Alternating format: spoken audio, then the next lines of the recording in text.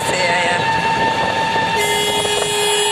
ગોવર્ધનની પરિક્રમા અહીંથી ચાલુ થાય છે આ મંદિરેથી જો આપણે દર્શન કરીને આવ્યા છે જો અહીંયા ગોવર્ધનની પૂજા થાય છે પરિક્રમા થાય એની પરિક્રમા કરીને ગોવર્ધનની પૂજા થાય ત્યાં બીજું મંદિરે આપણે પગી ગયા છે જો ગોવર્ધનની પૂજા થાય ત્યાં બીજા મંદિરે આપણે પગી ગયા છીએ આપણી પાછળ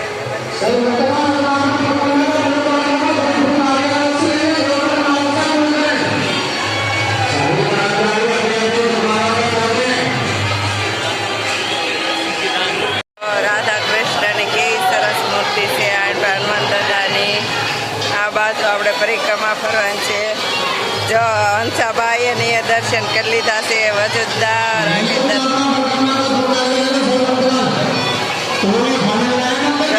દર્શન કરે છે જો વજુદારની દર્શન કરે છે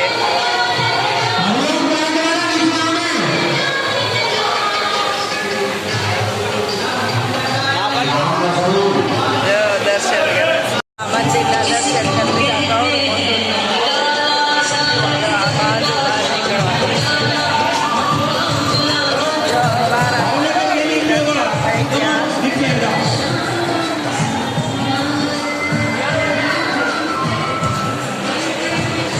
આપણે જો ગોવર્ધન પર્વતની પરિક્રમા કરવી છે વજુદા પહોંચી ગયા છે અને હંસાબા આગળ છે આમ તો હોય જ આગળ હવે આપણે જો પરિક્રમા એ પહોંચ્યા છે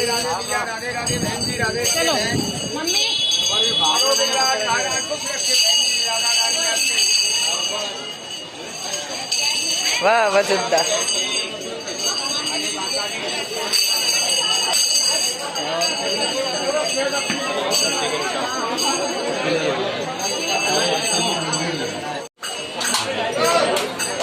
જો ગોવર્ધન પર્વતમાં આ પણ મંદિર આવે છે દર્શન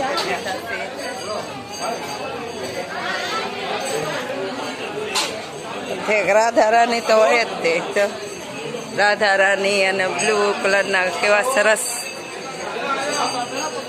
પાઘા પહેર્યા છે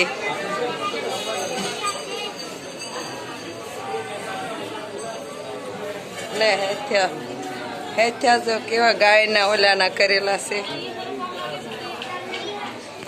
જો ગાયની હેથ્યા કરેલા છે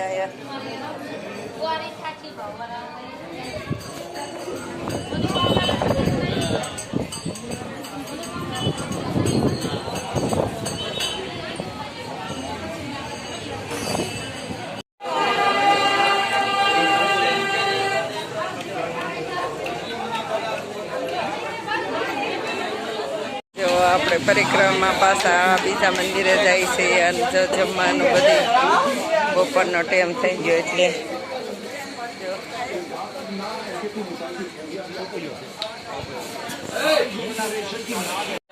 જો આ ગોવર્ધન પર્વત છે આપણે પરિક્રમા પૂરી થઈ ગઈ છે કૃષ્ણ ભગવાનના દર્શન કરી લ્યો જો કૃષ્ણ ભગવાનના દર્શન કરી લ્યો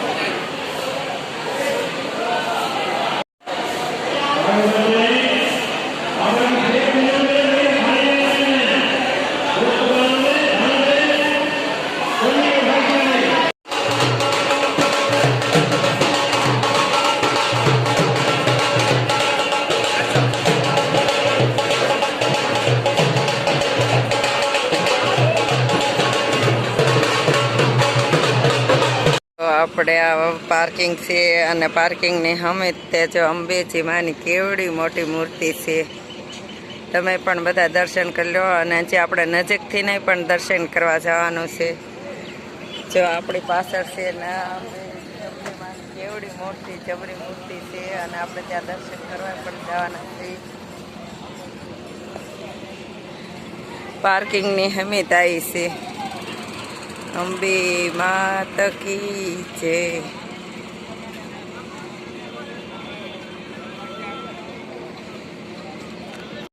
જો આપણે ચામુંડા માનું મૂર્તિ છે જો પોગી ગયા છે એ અંબે માની મૂર્તિ છે આ બાજુ ભોળાનાથની મૂર્તિ છે ઓ આ બાજુ જો કેવા વરસાદના ઝરણો થાય, વરસાદનો ફુવારો છે, મસ્તીનો ફુવારો છે.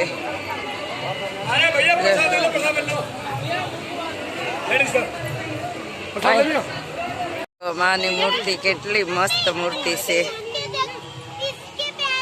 જો આપણે માની મૂર્તિએ દર્શન કરવા જવાના છીએ. આપણે પાછળ છે તેમાં અંબે માની મૂર્તિ છે, ત્યાં આપણે દર્શન કરવા જવાના છીએ.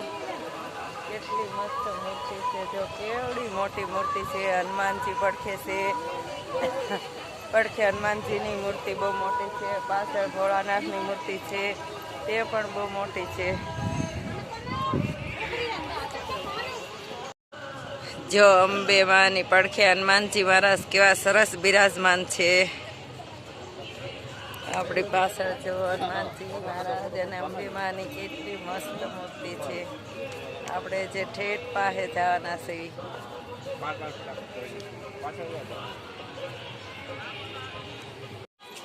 જો સરસ્વતી માં ને કેટલું મસ્ત દ્રશ્ય છે. આપણે આગળ જો કેટલું મસ્ત. આ જો અંબે માની મૂર્તિ છે અને આ બાજુ જો કેટલી જગ્યા, મસ્ત જગ્યા છે.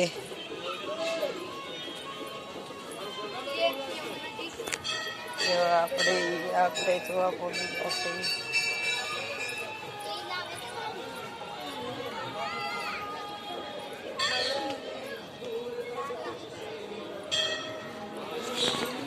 જો માં ગુફા અંદર છે, આપણે ત્યાં દર્શન કરવા જવાના છીએ. જો અંબે માં હવે આપણે અહીંયા દર્શન કરવા જવાના છીએ.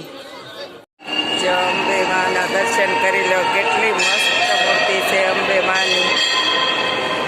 જો આપણે પાછળ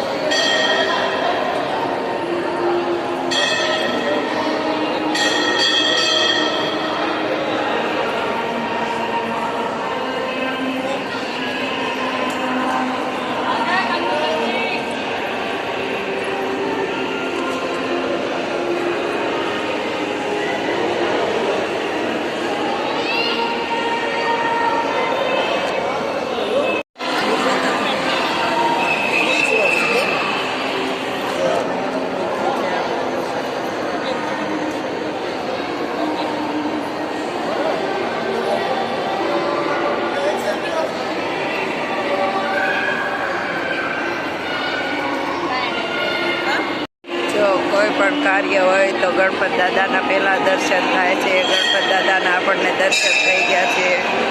આ જો ગોકુળ મથુરા છે એટલે કનૈયો ન હોય એવું તો બને જ નહીં. પછી જો ઋષિ મુનિઓ છે, સરસ્વતી માં છે. અહીંયા જો ગોપીઓ છે. આ બાજુ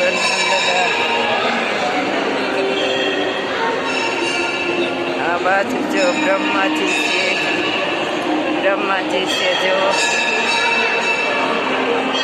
આ બાજુ જો શ્રીનાથજી ભગવાન છે. આ બાજુ જો ગણપત દાદા. આ બાજુ જો વિષ્ણુ ભગવાન છે. આ બાજુ જો જગન્નાથ ભગવાન છે, જગન્નાથ ભગવાન.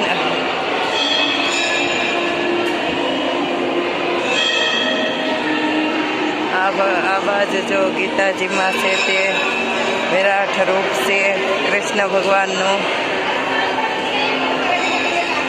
પછી જો બુદ્ધજી છે, પછી કાનો અને રાધા છે.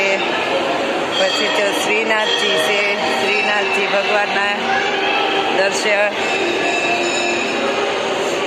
જો આ બાજુ શ્રીનાથજી ભગવાન છે, પાછળ ભગવાન છે.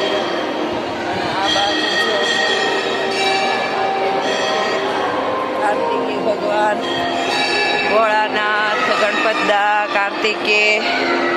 જો ચામુંડા માનું રૂપ કેટલું મસ્ત રૂપ છે. સરસ્વતી માં સદાય જીવ ઉપર બિરાજમાન રહે. જો ધન દેવી લક્ષ્મી કેટલા સરસ છે. જો અહીંયા કાળક્યા માની મૂર્તિ છે. માંગ્યામાં રુદ્ર રૂપ છે. બ્રહ્મા, વિષ્ણુ અને ભોળાનાથ. જો ગોવર્ધન પર્વત દસલી આંગળીએ જો લીધેલો છે. પછી જો શંકર ભગવાન ગંગાજી જટામાંથી હેઠે આવી તે છે. આ બાજુ જો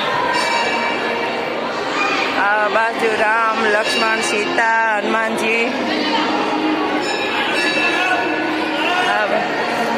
આ બાજુ જો વિષ્ણુ ભગવાન.